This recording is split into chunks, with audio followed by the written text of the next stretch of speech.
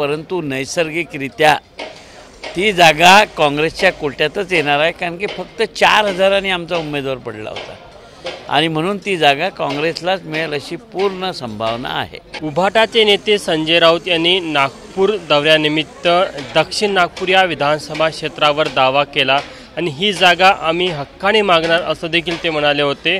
या संदर्भात बोलण्याकरता आपल्यासोबत काँग्रेसचे शहर अध्यक्ष आमदार विकास ठाकरे आहे। तुम्ही काही दिवसाआधी बोलले होते की सहाही जागांवर आमची तयारी सुरू झालेली आहे आणि आम्ही 6 जागा लढणार। आता संजय राऊत म्हणते की दक्षिण नागपूर आम्हाला हवी। मागच्या वेळेस दक्षिण नागपूरची जागा फक्त 4,000 मतांनी आम्ही हरली होतं आणि नैसर्गिकरित्या तो क्लेम काँग्रेसचा बनतो आणि म्हणून काँग्रेस ती जागा मागणार आहे। आता जर त्यांनी हायकमांडला काही वेगळं सांगितलं, हायकमांडनी दिली, तर आम्ही त्याला काय करू शकतो, परंतु नैसर्गिकरित्या ती जागा काँग्रेसच्या कोट्यातच येणार आहे, कारण की फक्त 4,000 आमचा उमेदवार पडला होता आणि म्हणून ती जागा काँग्रेसलाच मिळेल अशी पूर्ण संभावना आहे।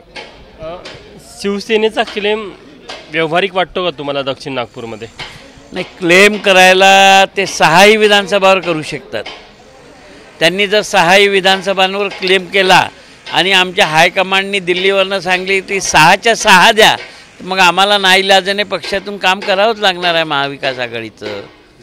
त्यांनी क्लेम केला, त्यांचा क्लेम पक्ष कुठपर्यंत ऐकतो, पक्ष त्यांचा क्लेम ऐकताना नैसर्गिकरित्या काय झालं होतं मागच्या वेळेस या विधानसभेत हे लक्षात घेतं का, यावर सगळं काही अवलंबून आहे। शेवटी तुमचा अंतिम निर्णय हायकमांड घेईल, तो तुम्हाला मान्य असेल? अंतिम निर्णय हायकमांड घेईल, तो मान्यच करावा लागेल सगळ्यांना।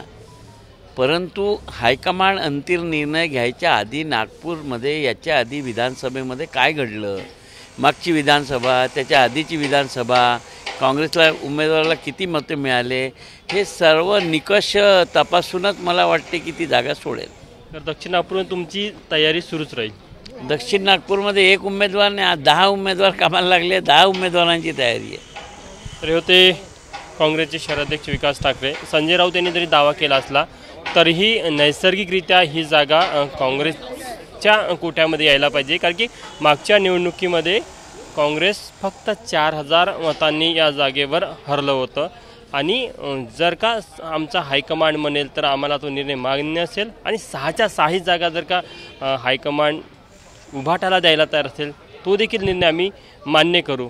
एक प्रकारे संजय राऊत यांना टोमणा मारत विकास ठाकरे यांनी आपली नाराजी व्यक्त केली। कॅमेरामॅन व्यंकटेश नायडूसह तुषार कोहळे, एबीपी माझा, नागपूर। एबीपी माझा, उघडा डोळे बघा नीट।